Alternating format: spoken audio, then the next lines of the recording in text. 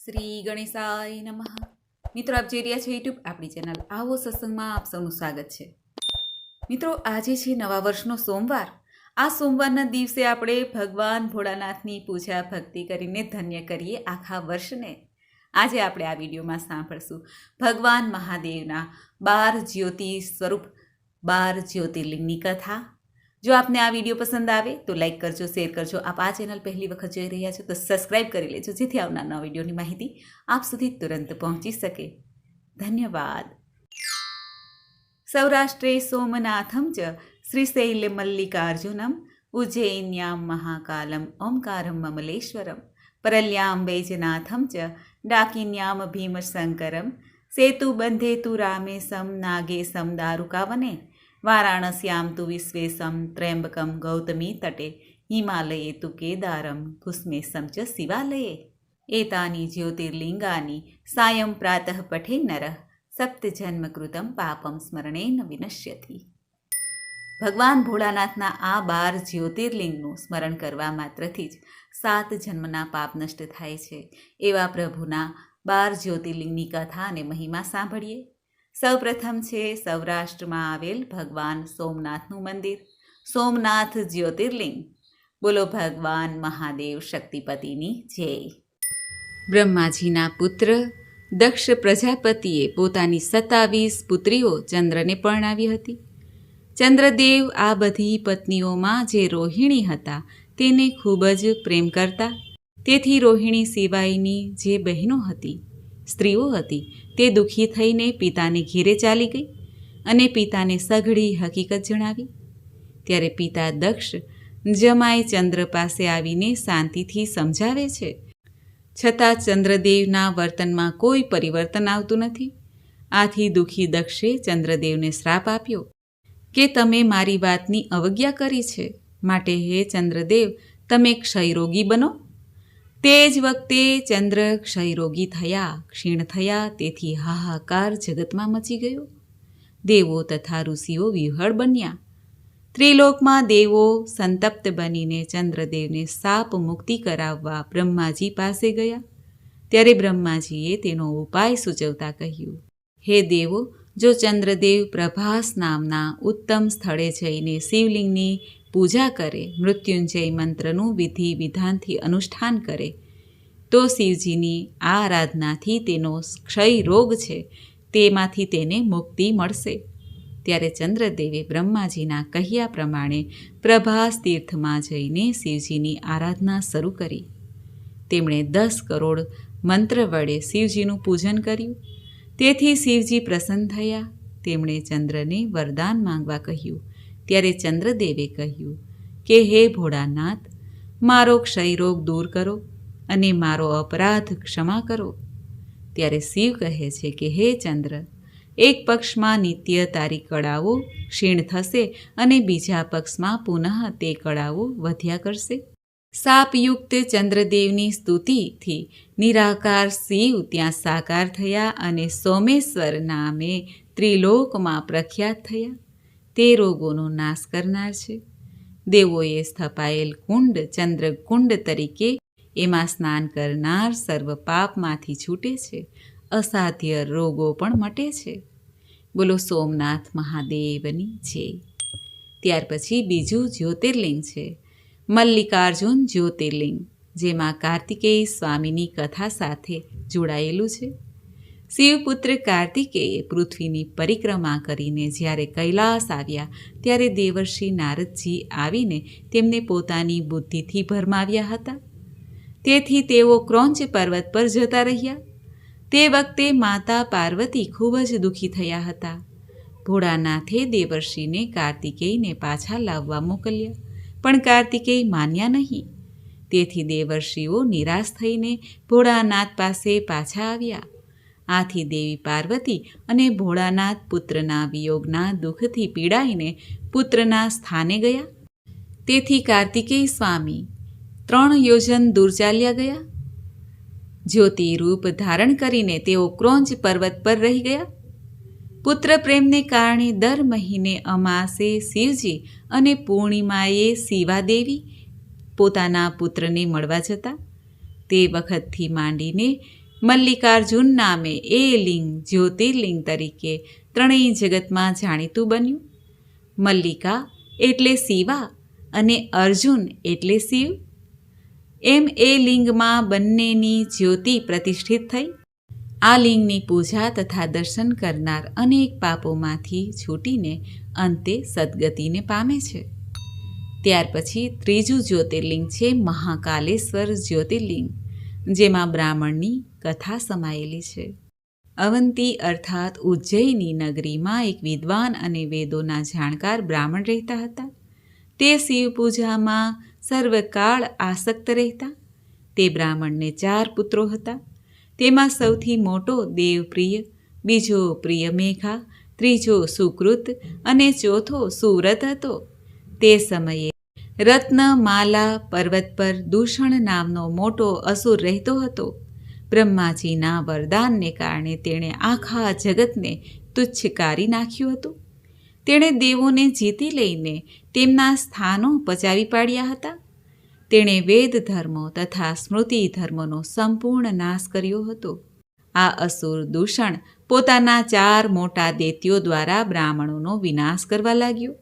બ્રાહ્મણો આ દૈત્યોનો ઉત્પાત જોઈને ખૂબ જ દુઃખી થયા. ત્યારે વેદપ્રિયે તેમને કહ્યું કે હે બ્રાહ્મણો, આપણી પાસે દુષ્ટોને ડરાવનારું મોટું સૈન્ય નથી. તેથી આપણે સૌ શિવજીની આરાધના કરીએ, તે જ આપણું રક્ષણ કરશે. આમ કહીને બ્રાહ્મણો પાર્થિવ શિવલિંગની પૂજામાં સતત મગ્ન રહેવા લાગ્યા. ત્યારે અસુર દૂષણે તેમને જોઈને આજ્ઞા કરી કે આ બ્રાહ્મણોને મારી નાખો. તે સમયે જ પાર્થિવ લિંગના સ્થાને મોટો ખાડો થઈ ગયો. તે ખાડામાંથી ભોળાનાથ મહાકાલ રૂપે પ્રગટ થયા. તેમણે મોટો હાકોટો નાખ્યો. તેથી દૂષણ દૈત્ય ત્યાં ને ત્યાં જ ભસ્મ થઈ ગયું. પછી ભોળાનાથે દુષ્ટોના આખા સૈન્યમાં હાહાકાર મચાવી દીધો. છેવટે આખું દૈત્ય સૈન્ય નાશ પામ્યું. ભોળાનાથે પેલા બ્રાહ્મણો પર પ્રસન્ન થઈને વરદાન માંગવા કહ્યું. ત્યારે બ્રાહ્મણોએ કહ્યું, હે પ્રભુ, તમે અમને મુક્તિ આપી સંસાર સમુદ્રથી પાર ઉતારો, તેમજ લોકરક્ષાર્થે અહીં જ રહો. ભોળાનાથ તે અતિશય ઊંડા ખાડામાં બિરાજ્યા. 4 દિશાઓમાં 1 કોસ જેટલી ભૂમિ ભોળાનાથના સ્થાનરૂપ થઈ ગઈ. ત્યાં બધે શિવલિંગ સ્વરૂપે જ પ્રગટ થયા. એ સદાશિવ મહાકાલેશ્વર નામે જાણીતા થયા. તેમના દર્શનથી ભાવિકોનો સર્વે મનોરથ સફળ થાય છે. ત્યાર પછી ચોથું જ્યોતિર્લિંગ છે ઓમકારેશ્વર જ્યોતિર્લિંગ, જ્યાં વિંધ્યાચલની કથા સમાયેલી છે. એકવાર નારદ મુનિ વિંધ્યાચલ નામના પર્વત પર જઈને શ્રદ્ધા ભાવથી શિવજીનું પૂજન કરવા લાગ્યા. ત્યારે વિંધ્યાચલ પર્વતે મારામાં બધું છે એવો ભાવ ગર્વ સાથે કહેતા નારદજીએ નિસાસો નાખ્યો. પર્વતે એનું કારણ પૂછતા નારદજીએ કહ્યું કે તારામાં બધું છે, છતાં મેરુ પર્વત તારા કરતાં ઘણો ઊંચો છે. દેવોમાં તેનો ભાગ ગણાય છે, એ વસ્તુ તારામાં નથી. આ સાંભળીને વિંધ્યાચલ સંતાપ કરવા લાગ્યો. તે શિવજીના શરણે ગયો. તેણે 6 મહિના સુધી શિવજીનું આરાધન કર્યું. વિંધ્યાચલના તપથી પ્રસન્ન થઈને શિવે તેને વરદાન માંગવા કહ્યું. ત્યારે વિંધ્યાચલે કહ્યું, હે ભોળાનાથ, આપ અહીં સ્થિર થાવ. ત્યારે પ્રભુએ તેની ઈચ્છા પૂરી કરી. ત્યાંનું ઓમકારનું જે લિંગ એક હતું તે 2 પ્રકારે બન્યું. એક પ્રણવ ઓમકારમાં રહે છે, બીજું ઓમકાર નામના મહાદેવ રૂપ થયું. આ બંને શિવલિંગો ઈચ્છિત ફળ આપનાર, મોક્ષ તથા ભોગ દેનાર છે. આ શિવલિંગ ઓમકારેશ્વર શિવલિંગ તરીકે પૂજનીય બન્યું. ત્યાર પછી 5મું શિવલિંગ છે કેદારેશ્વર શિવલિંગ, જેમાં નર નારાયણની કથા સમાયેલી છે. શ્રી ભગવાન વિષ્ણુ જ નર તથા નારાયણ નામના અવતારો બદ્રિકાશ્રમમાં તપ કરતા હતા. તેઓ બંનેએ પાર્થિવ શિવલિંગની પૂજા માટે શિવજીને પ્રાર્થના કરી હતી, જેથી તેઓ એ શિવલિંગમાં પધારતા હતા. બંને ભોળાનાથનું પૂજન કરતા હતા. શિવે પ્રસન્ન થઈને વરદાન માંગવા કહ્યું. ત્યારે નારાયણે કહ્યું, હે દેવેશ્વર, આપ જો પ્રસન્ન થાવ તો પોતાના સ્વરૂપે અહીં સ્થિર રહો. આથી શિવ હિમસ્થાનમાં કેદાર ક્ષેત્રમાં જ્યોતિ સ્વરૂપે બિરાજમાન થયા, વસી ગયા. એકવાર પાંડવોને જોઈને કેદારેશ્વર પાડાનું સ્વરૂપ ધારણ કરીને માયાનો આશ્રય લઈને તેમને મોહમાં નાખ્યા હતા. જ્યારે કેદારેશ્વરને પલાયન થવાની ક્ષણ આવી ત્યારે પાંડવોએ તેમનું પૂંછડું પકડી ઊભા રાખ્યા. ત્યારે પાડો માથું ઝુકાવીને ઊભો રહી ગયેલો. આથી ભોળાનાથ એ જ સ્વરૂપે ત્યાં સ્થિર થયા. તેમના મસ્તકનો ભાગ નેપાળમાં ગયો અને એ સ્વરૂપ તથા કેદારેશ્વરના દર્શન કરીને ભરતખંડના સ્વામી બને એવો મહિમા છે. કેદાર ક્ષેત્રમાં ભોળાનાથ હંમેશા બિરાજમાન રહે છે. તેમના દર્શન પૂજનથી માનવી ઘણા પાપોમાંથી મુક્તિ પામે છે. ત્યાર પછીનું જ્યોતિર્લિંગ છઠ્ઠું છે ભીમેશ્વર જ્યોતિર્લિંગ. ભીમ દૈત્યની કથા જોડાયેલી છે. પૂર્વે કર્કટ નામે રાક્ષસની પત્નીએ કર્કટી નામની પુત્રીને જન્મ આપ્યો. એના લગ્ન વિરાધ નામે થયા હતા. શ્રી રામ દ્વારા એનો વધ થયા બાદ કર્કટી માતા પિતા સાથે રહેવા લાગી. એના માતા પિતા અગસ્ત્ય મુનિના શિષ્ય સુતીક્ષ્ણને ભક્ષણ કરવા ગયા ત્યારે મુનિએ તેમને ભસ્મ કરી નાખ્યા. આ એકલી પડેલી કર્કટીને જોઈને રાવણનો ભાઈ કુંભકર્ણ તેને બલાત્કારે પરણ્યું અને તેને ત્યાં ત્યજીને લંકામાં ચાલ્યો ગયો. પછી કર્કટીએ ભીમ નામના બાળકને જન્મ આપ્યો. ભીમ નાનપણથી જ ખૂબ જ ભયંકર અને પરાક્રમી હતો. તેણે માતા પાસેથી જાણ્યું કે તેના પિતા કુંભકર્ણને શ્રી રામે મારી નાખ્યા છે. તેથી તેણે ભગવાન વિષ્ણુના અવતાર સમા શ્રી રામને હરાવવા મનથી સંકલ્પ કરીને તપ કરવા રવાના થયો. તેણે 1000 વર્ષ સુધી તપ કર્યું અને પરમપિતા બ્રહ્માજીને પ્રસન્ન કરીને અતુલ બળ માંગ્યું. તેણે અપાર બળ વડે સર્વ દેવોને જીતીને સ્વર્ગમાંથી કાઢી મૂક્યા. તેણે ભગવાન વિષ્ણુને પણ યુદ્ધમાં જીતીને કામરુ દેશના રાજા સુદક્ષિણને હરાવીને તેનું સર્વસ્વ લઈને કેદ કર્યા. આ રાજા ભોળાનાથના ભક્ત હતા. તેણે કેદખાનામાં ભોળાનાથની પાર્થિવ મૂર્તિ બનાવીને એકાંતમાં શિવશંકરની પૂજા શરૂ કરી. તેથી તેની પત્નીએ પણ શિવજીની પૂજા શરૂ કરી. ત્યારે ભગવાન ભોળાનાથ પ્રસન્ન થઈને કહે છે કે અભિમાની ભીમને હું અવશ્ય હણીશ. ત્યાં શિવ ભીમેશ્વર કહેવાયા. શિવની આરાધના કરતા સુદક્ષિણાને જોઈને કોઈએ ભીમ દૈત્ય પાસે જઈને કહ્યું કે હે રાજન, તમારા માટે કોઈ અભિચાર કરે છે, મરણનો પ્રયોગ કરી રહ્યા છે.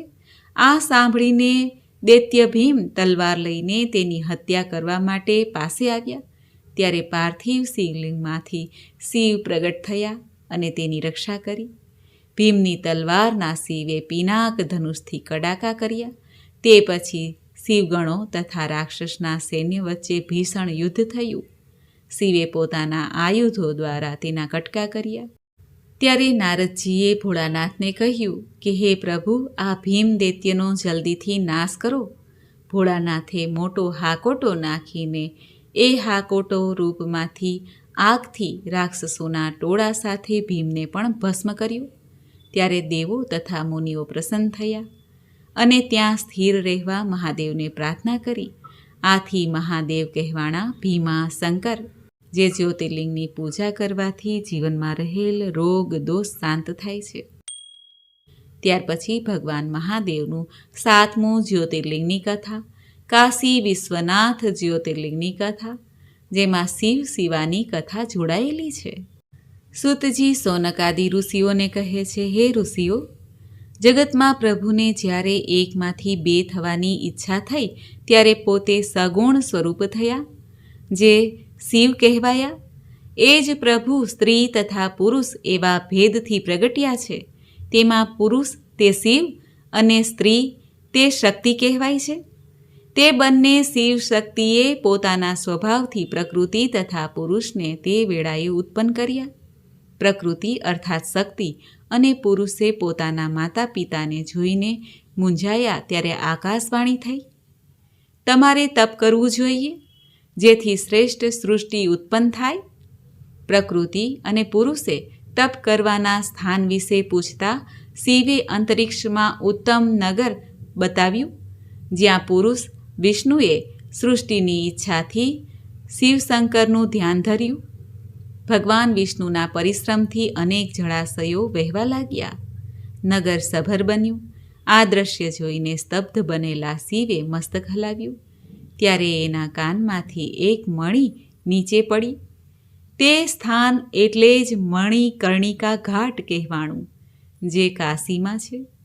સમય જતાં તે મોટું તીર્થધામ બન્યું. પાણીના જળમાં એ મણિકર્ણિકા તથા પેલી નગરી ડૂબવા લાગી. ત્યારે શિવે તે નગરીને ત્રિશૂલ પર ઉંચકી રાખી. તે વેળાએ ભગવાન વિષ્ણુ તો પોતાની સ્ત્રી પ્રકૃતિ સાથે ત્યાં સૂઈ રહ્યા હતા. ત્યારે ભોળાનાથની આજ્ઞાથી તેમના નાભી કમળમાંથી બ્રહ્માજી ઉત્પન્ન થયા. પછી શિવજીની આજ્ઞાથી બ્રહ્માજીએ સૃષ્ટિની રચના કરી. તેમાં બ્રહ્માંડમાં 14 લોકની રચના સહિત 50 કરોડ યોજનનો વિસ્તાર કર્યો.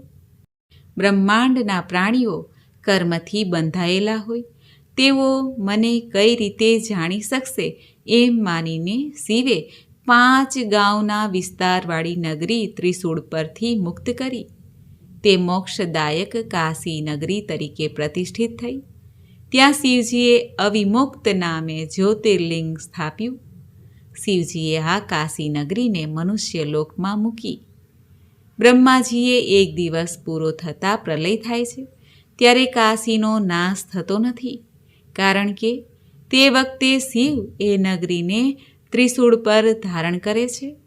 પુનઃ બ્રહ્માજી સૃષ્ટિની રચના કરે છે ત્યારે શિવ કાશીને એને સ્થાને ફરી સ્થાપે છે. તે નગરી કર્મોનો નાશ કરે છે. તેથી પણ તેને કાશી કહેવાય છે. કાશીમાં રહેલું અવિમુક્તેશ્વર લિંગ મુક્તિ દેનારું છે. જેમની સદગતિ ક્યાંય ન થાય તેમની સદગતિ કાશીમાં થાય. તે પવિત્ર, મંગળ અને પાપ ધોનાર શિવજીને અતિ પ્રિય છે. ત્યાર પછી ત્રંબકેશ્વર જ્યોતિર્લિંગની કથા, જેમાં ઋષિ ગૌતમની કથા પણ જોડાયેલી છે. અગાઉ ગૌતમ નામે શ્રેષ્ઠ ઋષિએ બ્રહ્મ નામે પર્વત પર 10,000 વર્ષ સુધી તપ કર્યું હતું. કોઈ કાળે ત્યાં 100 વર્ષ સુધી ભયંકર અનાવૃષ્ટિ થઈ. સહેજ પણ વરસાદ ન પડ્યો. આથી ઋષિએ વરુણદેવને ઉદ્દેશીને તપ કર્યું. ત્યારે વરુણદેવે પ્રસન્ન થઈને વરદાન માંગવા કહ્યું. ત્યારે ઋષિ ગૌતમે વરસાદની માંગણી કરી. ત્યારે વરુણદેવે કહ્યું કે હે ઋષિવર, દેવોની આજ્ઞાને ઓળંગીને હું વરસાદ તો ન આપી શકું, પણ તમે એક ખાડો કરો. ત્યારે ગૌતમ ઋષિએ હાથથી ઊંડો ખાડો ખોદ્યો. ત્યારે વરુણદેવે એ ખાડાને જળથી છલોછલ ભરી દીધો અને કહ્યું, હે ઋષિવર, તે ખાડો અખૂટ રહેશે અને તમારે નામે ત્રંબકેશ્વર તરીકે ઓળખાશે. વરુણદેવની વાણીથી ખાડામાં જળ અક્ષય રહ્યું. દુર્લભ જળ મેળવીને ગૌતમ ઋષિ અન્ય ધાન્ય વાવ્યા. આથી ઘણા જીવો તથા મુનિઓ ત્યાં આવ્યા અને સુખ શાંતિ પામ્યા. એકવાર ઋષિ ગૌતમના શિષ્ય પાણી લેવા ગયા. ત્યારે ઋષિ પત્નીઓએ તેમને અટકાવ્યા અને કહ્યું કે પ્રથમ અમે પાણી મેળવીશું, પછી તમે તે દૂરથી લઈ શકશો. તિરસ્કાર ભરેલ શિષ્ય પાછા ફર્યા અને ગૌતમ ઋષિની પત્ની અહલ્યા દેવીને વાત કરી. એટલે અહલ્યા દેવી પોતે જઈને પાણી લાવીને શિષ્યોને આપ્યું. આમ દરરોજ થવા લાગ્યું. આથી ઋષિ પત્નીઓ દેવી અહલ્યા પર ગુસ્સે થયા અને પોતાના પતિને જઈને અહલ્યા દેવી વિરુદ્ધ ભડકાવ્યા. આથી તે મહર્ષિઓ ગૌતમ ઋષિ પર ક્રોધે ભરાયા. ત્યારે તેમણે ગણેશજીની આરાધના કરી. ગણેશજીએ પ્રસન્ન થઈને વરદાન માંગવા કહ્યું. ત્યારે ઋષિઓએ કહ્યું, તમે અમારા પર પ્રસન્ન હો તો હે પ્રભુ, તમે ગૌતમ ઋષિને બહાર કાઢો. ત્યારે શ્રી ગણેશજીએ કહ્યું કે હે ઋષિઓ, તમે આ યોગ્ય નથી કરતા. આ માટે ગણેશજીએ ઋષિઓને સમજાવ્યા, છતાં તેઓ ન માન્યા. ત્યારે ગણેશજી ઋષિઓની ઈચ્છા પૂર્ણ કરવા દુબળી ગાય બનીને ડાંગર તથા જવને આરોગવા લાગી. ત્યારે ગૌતમ ઋષિએ ઘાસના ગુચ્છાથી ગાયને અટકાવતા ગાય નીચે પડી ગઈ અને મૃત્યુ પામી. આ જોઈને બધા ઋષિઓ બોલ્યા, અરે આ શું કર્યું દુષ્ટ! ત્યારે ઋષિ ગૌતમે પોતાના પત્ની અહલ્યા દેવીને બોલાવ્યા. તેઓ ખૂબ જ વિસ્મય પામ્યા. ગૌતમ ઋષિએ કહ્યું કે મારાથી ગૌ હત્યા થઈ છે. પેલા બ્રાહ્મણોએ ગૌતમ ઋષિનો તિરસ્કાર કર્યો અને તે આશ્રમ છોડીને જવા કહ્યું. અને દેવી અહલ્યાને પણ તે ઋષિઓએ કડવા વચન સંભળાવ્યા, પથ્થર મારીને ત્રાસ આપવા લાગ્યા. અને તમે 3 વાર આખી પૃથ્વીની પ્રદક્ષિણા કરો ત્યારે તમારું પાપ ધોવાશે એમ કહ્યું. અને 1 મહિનો મૌન વ્રત કરો, પછી 101 વાર આ બ્રહ્મ પર્વતની પ્રદક્ષિણા કરો, શુદ્ધિ પ્રાપ્ત કરો, અથવા તમે ગંગાજીને અહીં લાવીને તેમાં સ્નાન કરો. 1 કરોડ પાર્થિવ લિંગની સ્થાપના કરીને ભોળાનાથનું સેવન કરો. પ્રથમ ગંગા સ્નાન કરીને 100 ઘડાના જળથી પાર્થિવ લિંગને સ્નાન કરાવશો તો જ તમારું પ્રાયશ્ચિત થશે. બ્રાહ્મણો આ રીતે આ બ્રાહ્મણ પતિ પત્નીને કહેવા લાગ્યા. ત્યારે પત્ની સહિત ઋષિ ગૌતમ ભોળાનાથનું પૂજન કરતા શિવશંકર પ્રસન્ન થયા અને વરદાન માંગવા કહ્યું. ત્યારે ઋષિ ગૌતમે કહ્યું કે હે પ્રભુ, તમે મને ગૌ હત્યાના પાપમાંથી મુક્ત કરો. ત્યારે શિવજીએ કહ્યું, તમે સર્વકાળે પાપરહિત છો. આ દુષ્ટ ઋષિઓએ કપટ કરીને તમને પજવ્યા છે. તેઓ દુરાચારી અને ગૌ હત્યારા છે. તેમને શુદ્ધ થવા માટે ક્યાંય પ્રાયશ્ચિત નથી. ત્યારે ઋષિ ગૌતમે કહ્યું, હે પ્રભુ, આ ઋષિઓએ તો મોટો ઉપકાર કર્યો છે. તેનાથી તો હું આપના દર્શન પામ્યો. તેઓએ મારું કલ્યાણ કર્યું છે. આ સાંભળીને ભોળાનાથ ખૂબ જ પ્રસન્ન થયા. તેમણે ઉત્તમ પ્રકારનું વરદાન માંગવા કહ્યું. ત્યારે ઋષિ ગૌતમે કહ્યું, હે પ્રભુ, આપ મને ગંગા અર્પણ કરીને લોક કલ્યાણ કરો. ત્યારે ભોળાનાથે પૃથ્વી અને સ્વર્ગના સારરૂપ જળ આપ્યું અને ગંગાજી સુંદર સ્ત્રી રૂપે પ્રગટ્યા. ગૌતમ ઋષિએ પ્રણામ કરીને કહ્યું, હે દેવી, તમે સઘળા ભુવનને પવિત્ર કરો. પછી ભોળાનાથે ગંગાજીને કહ્યું કે દેવી, તમે મારી આજ્ઞાથી આ ગૌતમ ઋષિને પવિત્ર કરો, મંગલ બનાવો. ત્યારે ગંગાજીએ કહ્યું, હે ભોળાનાથ, પરિવાર સહિત ગૌતમ ઋષિને પવિત્ર કરીને હું મારા સ્થાને જતી રહીશ. ત્યારે ભક્ત વત્સલ ભોળાનાથ કહે છે કે હે દેવી ગંગે, 28માં વૈવસ્વત મનુ થાય અને જ્યાં સુધી કલયુગ જતો રહે ત્યાં સુધી તમારે અહીં રહેવું. આ વચન સાંભળીને ગંગાજીએ પોતાનું મહાત્મય સર્વથી અધિક થાય તો પોતે આ પૃથ્વી પર રહેશે એમ નક્કી કર્યું. ત્યારે ભોળાનાથે કહ્યું કે હે દેવી ગંગે, હું તમારાથી જુદો નથી, તો હું પણ તમારી સાથે રહું છું. તમે પણ અહીં રહો. પ્રસન્ન થયેલા ગંગાજી ભોળાનાથની પૂજા કરી અને પ્રભુ શિવશંકર પણ ત્યાં જ રહ્યા. ભગવાન ભોળાનાથ ત્રિદેવ સહિત વસ્યા એટલા માટે કહેવાણા ત્રયંબકેશ્વર જ્યોતિર્લિંગ. શિવજીના 9મા જ્યોતિર્લિંગ વૈદ્યનાથ જ્યોતિર્લિંગની કથા કહેવા લાગ્યા, જેમાં સ્વયં લંકાપતિ રાવણની કથા સમાયેલી છે કે રાવણે કૈલાસ પર જઈને ભોળાનાથનું આરાધન કરીને ઘણા સમય સુધી તપ કર્યું. પરંતુ શિવ પ્રસન્ન થતાં તેણે હિમાલય પર્વતની જમણી બાજુએ એક ખાડો કરીને અગ્નિનું સ્થાપન કરીને તપ કરવા માંડ્યું. રાવણે ઉનાળામાં પંચ અગ્નિ વચ્ચે રહીને, શિયાળામાં જળ વચ્ચે આરૂઢ થઈને, ચોમાસામાં ભૂમિ શયન કરીને તપ કર્યું, છતાં શિવ પ્રગટ ન થયા. ત્યારે રાવણે પોતાના 10 મસ્તકોમાંથી એક મસ્તક હોમીને શિવજીને પ્રસન્ન કરવા માટે હોમ યજ્ઞ કર્યો. જ્યારે એક માથું રહ્યું ત્યારે ભોળાનાથ પ્રગટ થયા.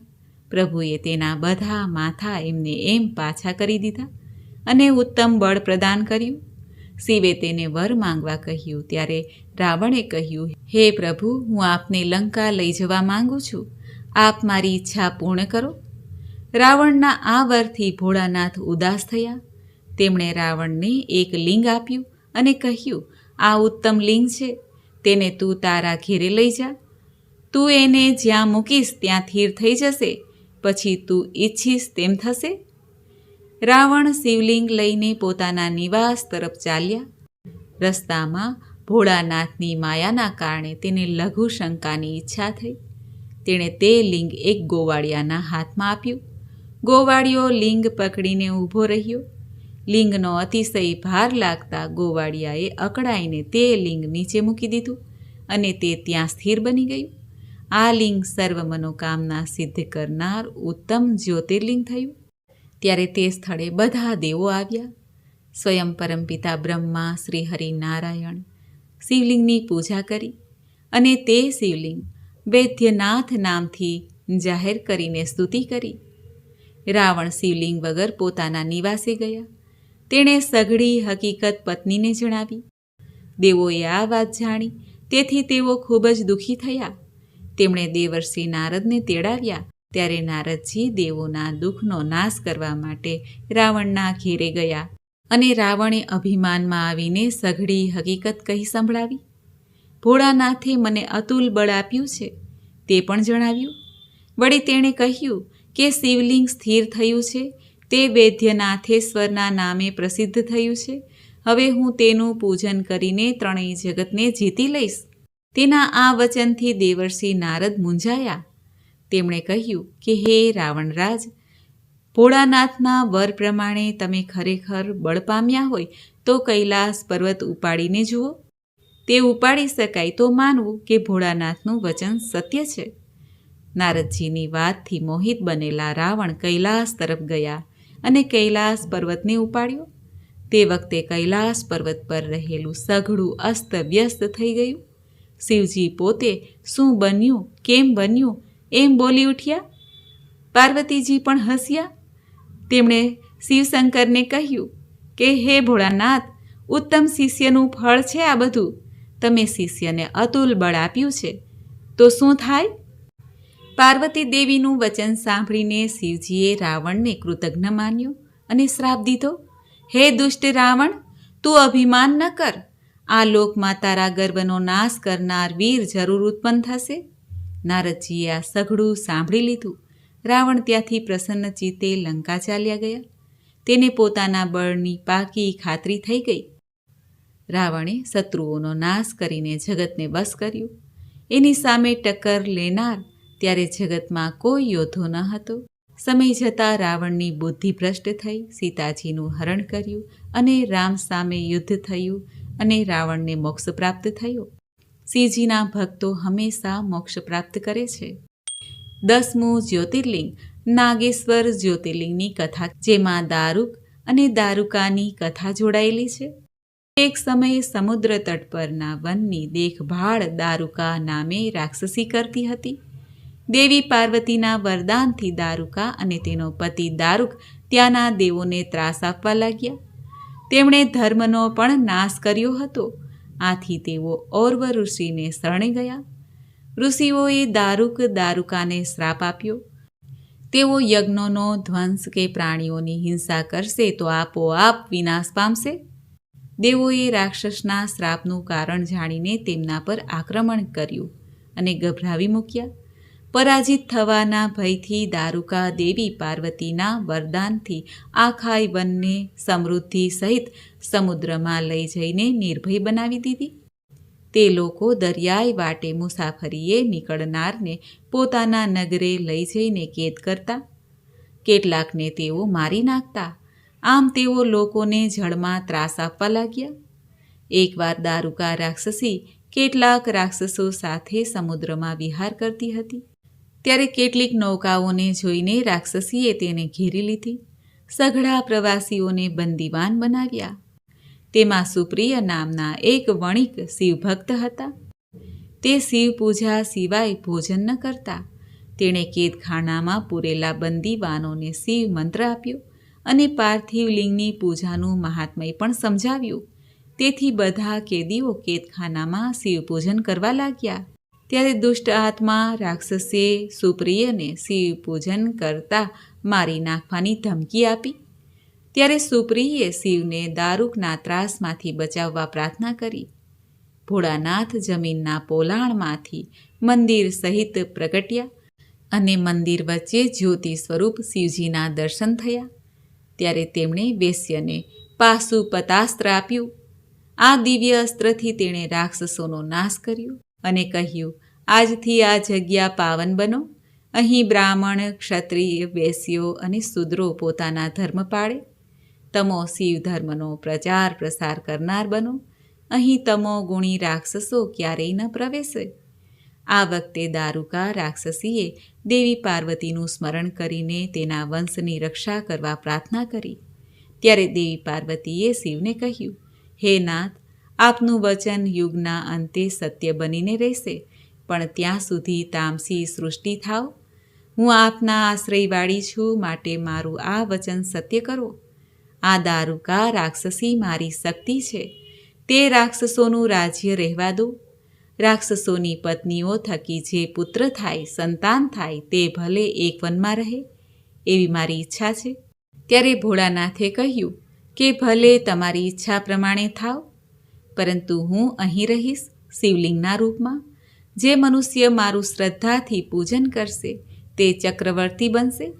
કલયુગના અંતે અને સત્યયુગના આરંભે મહાસેનનો પુત્ર મારો ભક્ત વીરસેન મારા દર્શન થકી ચક્રવર્તી થશે.